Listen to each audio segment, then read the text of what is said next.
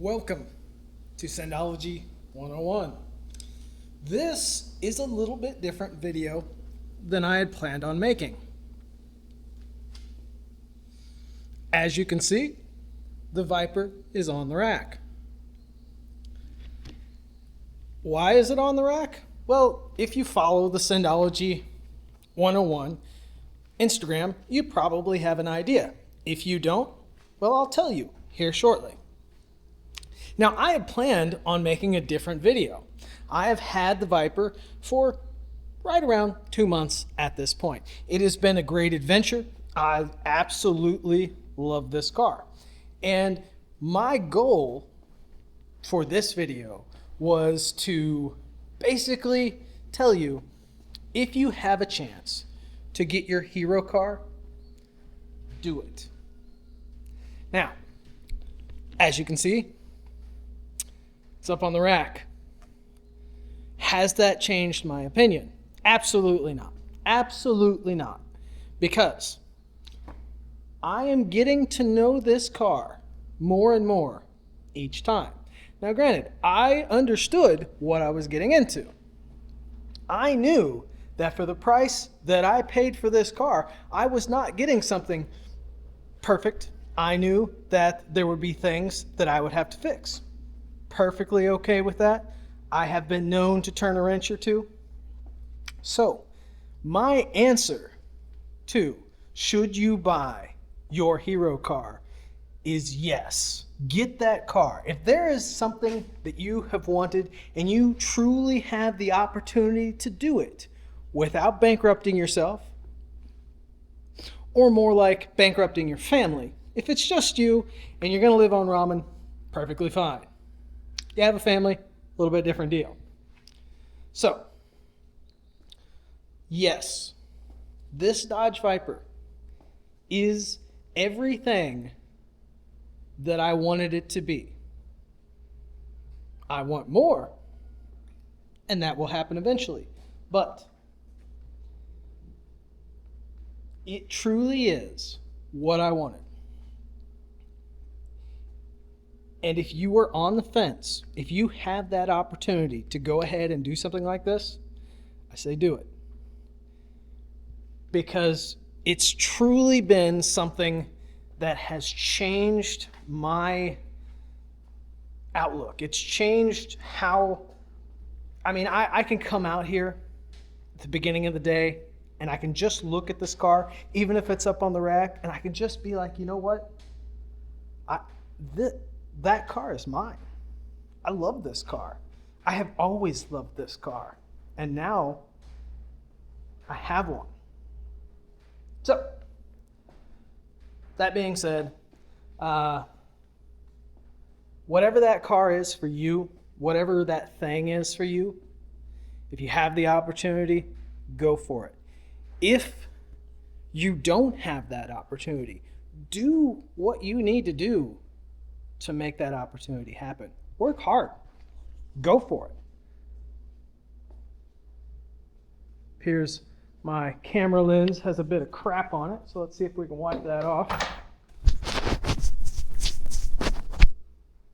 Oh, that's better. That's better. So, work the hours. Get the promotion. Start the business. Because it's worth it. Okay. Anyways, that's kind of my little soapbox speech, if you will. What happened to the Viper? What happened to the Viper? So last week I had planned on taking it to a small car show that we have here in town, and I was gonna enter it. No big deal. As I was driving home, I took the Viper out, went to go see 179 Garage, who put the stripes on. I was grabbing some business cards so that I could put them on the dash and that sort of thing, maybe get him some business. I was driving home.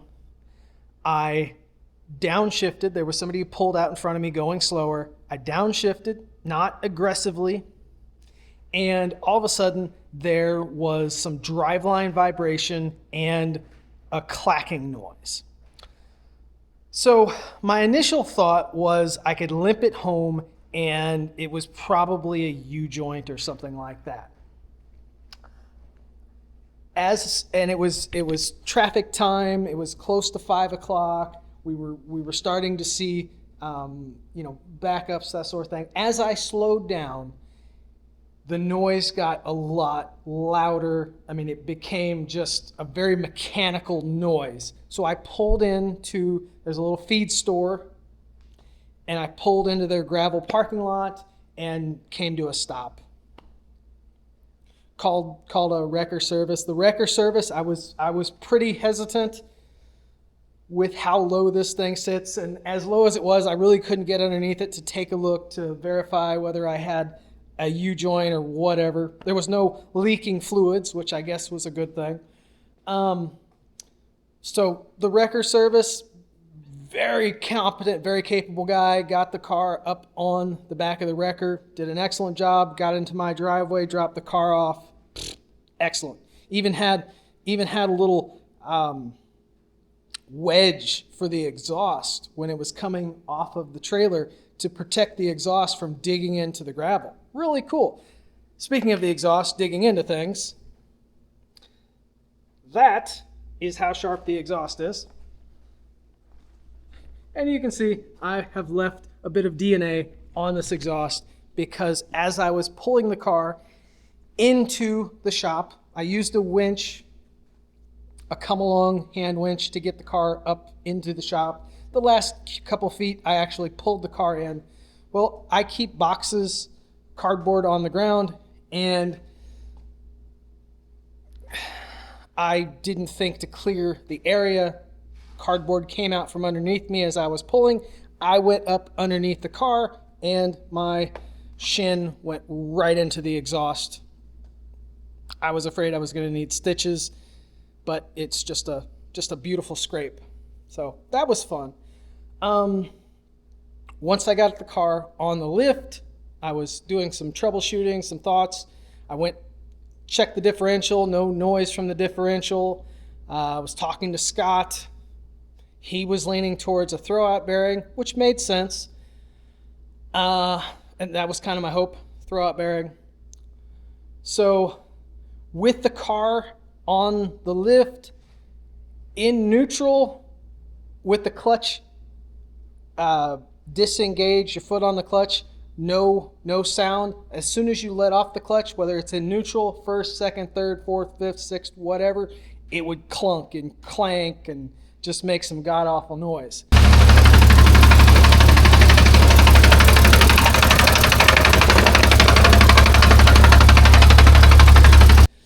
So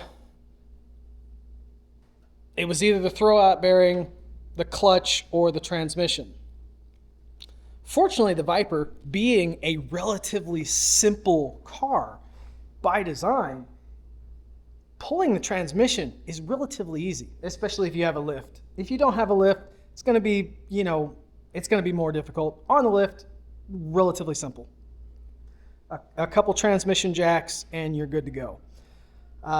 Everything can be done from down below. Pull a couple plugs for the sensors, pull your drive shaft, and then there's 8 bolts.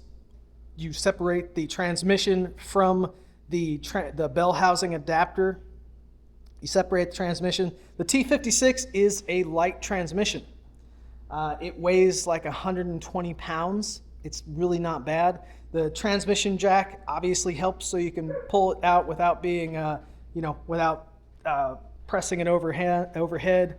But it could be done. It could be done. Relatively simple, very easy to pull out. And here we have it on the ground here. Gotta make sure we're in neutral. We are in neutral now. And I'm not sure. Yep. Oh yeah, you can hear that.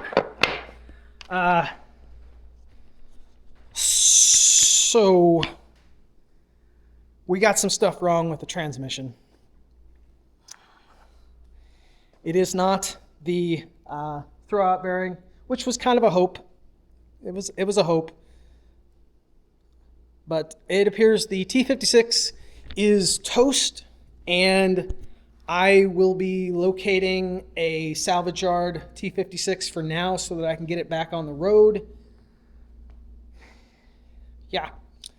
And then look at getting this unit rebuilt, or maybe look at upgrading later on to one of the 6060s, or maybe a 2003 and up. There's a little bit of adapting needed for that, but yeah, so that's where we're at now. That's why the Viper is on the lift right now, and I'm not driving it or doing any other modifications. I ordered in some screws and stuff to work on the body. I have to fix some door panels, door locks, that sort of thing. But currently, transmission is the next thing on the list. So, that being said, again, going back to where I started at, yes, if you can, get the car. You're going to work on it no matter what. You might as well know it inside and out. It's part of the game. Owning a Viper is a beautiful thing, and I'm not upset about it. I am not upset about it at all. So that's been my little quick update from Syndology 101. A dead transmission, but we'll get it back on the road. I did order a new clutch, throwout bearing, and slave cylinder for when the next transmission goes in. It will be a relatively fresh installation. So we'll see. As you know, for now, that is it. I think one of the things that probably did not help the longevity of this transmission would be the 200 tread wear tires. These Kinda, they changed the name. They're now the Vedza UHP Max. Are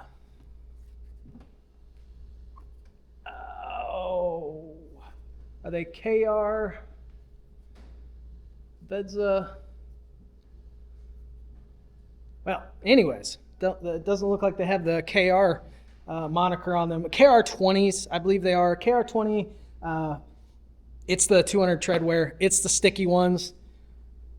They did not want to break loose.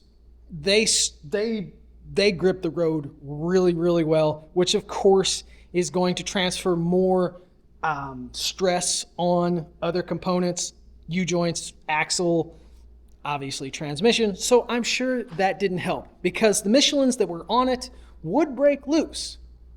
So I'm sure that didn't help. So there is definitely a downside to super sticky tires. And I've seen this in the past when I was running autocross. I would break more things when I ran autocross tires, Hoosier autocross tires, than when I ran street tires. You're transferring more stress to the rest of the system versus when it breaks loose and you lose that power to heat and loss of grip and that sort of thing. So most likely, I induced my own problem. As it is, that's this episode and the update on the Viper. I will catch you guys next time on Syndology 101.